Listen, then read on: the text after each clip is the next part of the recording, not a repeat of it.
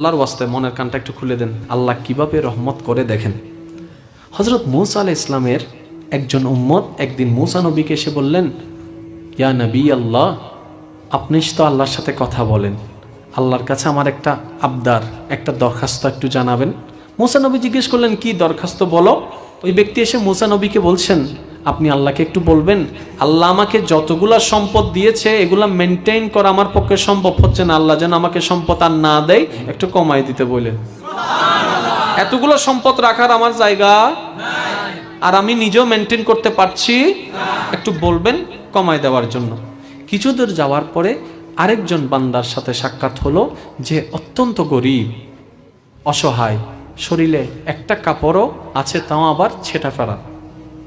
উনি বললেন, আপনি তো আল্লাহর সাথে কথা বলেন, একটু আল্লাহকে বললেন আমার দিকে যাতে একটু রহমতের নজর দিয়ে তাকায়, আমার তো নিজের খাওয়ার কোনো কিছু নাই, পড়ারও কোনো কিছু নেই। মূসা নবীকে বললেন, মূসা নবী চলে গেলেন আল্লাহর সাথে কথা বলতে তুর পাহাড়ে। মূসা নবী চলে গেলেন, আল্লাহকে সব কিছু জানালেন। এবার আল্লাহ পাক কি বলছেন জানেন?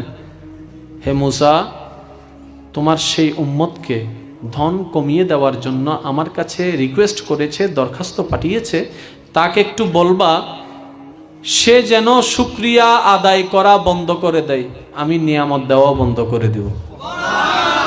ওই গরিবের পক্ষে যখন মূসা নবী বললেন, আল্লাহ পাক বললেন, মূসা তাকে গিয়ে বলিও সে যেন আজকে থেকে আমার শুকরিয়া আদায় করা শুরু করে। সে শুকরিয়া আদায় করা শুরু করবে, আমি নিয়ামত দেওয়া শুরু করে দেব।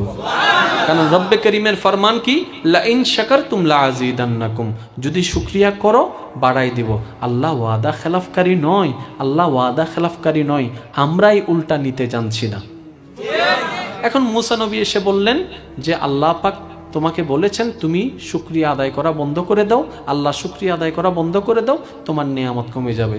এখন সেই ব্যক্তি উত্তরটা কি দিচ্ছেন একটু মনের কান দিয়ে শ্রবণ করার চেষ্টা করুন। সে বলছে, হে নবী মূসা, যখন আমার কোনো কিছুই ছিল না তখনই তো আমার মওলার শুকরিয়া আদায় করা আমি বন্ধ করি নাই। যখন কিছুই ছিল না তখনই তো শুকরিয়া আদায় করা বন্ধ করি নাই, এখন কিভাবে আমি বন্ধ করব? আমার পক্ষে এটা সম্ভব না। মূসা নবী বলে যে যদি শুকরিয়া আদায় করা বন্ধ না করো, সম্পদও কমবে না, বাড়তেই থাকবে।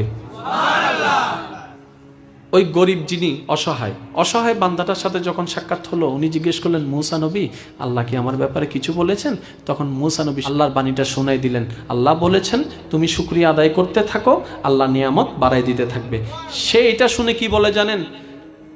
হে নবী মূসা, আমি কিসে শুকরিয়া আদায় করতাম? আল্লাহ আমারে দিছে কি? আল্লাহ আমারে দিছে কি? দেখেন আমাদের জীবনের সাথে মিলে কি মিলে না, একটু হিসাব করে দেখেন। সে বলছে, হে নবী মূসা, আমি কেন শুকরিয়া আদায় করবো আল্লাহর? আল্লাহ আমারে দিছে কি? নাই বলতে কোনো কিছুই নাই, তো শুকরিয়া আদায় করব আমি কিসের করব?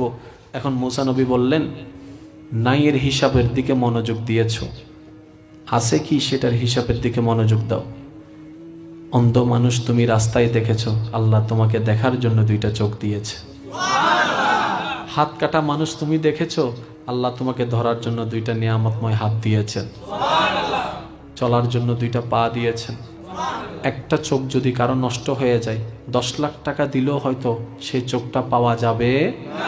যদিও পাওয়া যায়, ডাক্তাররা বলবে অপারেশন সাকসেস হতেও পারে, নাও হতে পারে। তাহলে একটা চোখের দাম যদি আনুমানিক বুঝার জন্য বলি 10 লাখ টাকা, তার মানে আপনার চোখে আল্লাহ 20 লাখ টাকা ফ্রি দান করে দিয়েছেন। আপনার একটা কিডনির দাম লক্ষ টাকা। আল্লাহ পাক প্রত্যেকটি মানুষকে জন্মলগ্ন থেকে কোটিপতি বানাই পাঠিয়েছেন। আমরা আগে থেকে কোটিপতি, নিজেদেরকে গরিব মনে হয় কেন জানেন? আমাদের মনটা গরিব হয়ে গেছে।